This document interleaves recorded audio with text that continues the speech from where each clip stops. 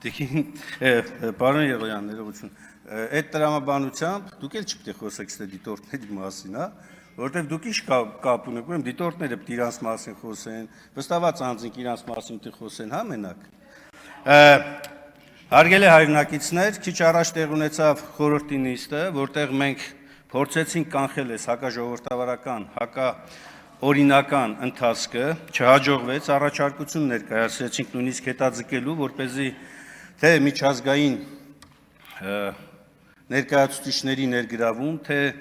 դիտորդական առաքելություն իրականացնող բոլոր կազմակերպությունների ներգրավման եւ նաեւ հանրային քննարկման միջոցով ունենանք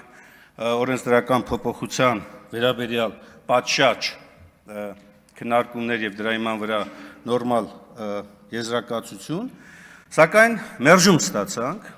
եւ ոչ միայն մերժում, այլ 1 ժամի շրջանակներում մեծամասնությունը որոշել է, որ պետք է էսի անցկացնի։ Մենք անընդունելի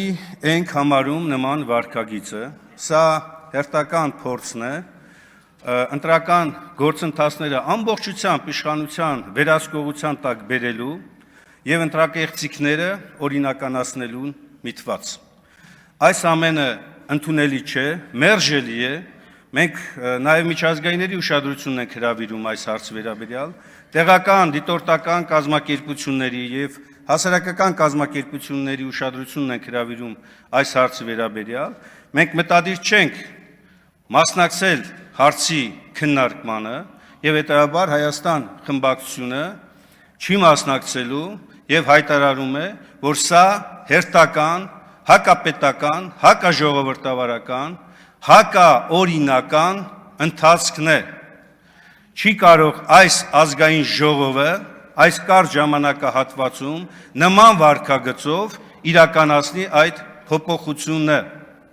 առանց, նորից եմ կրկնում, պատշաճ քննարկումների։ Հետևաբար մենք չենք մասնակցում այս քննարկմանը։ Շնորհակալություն։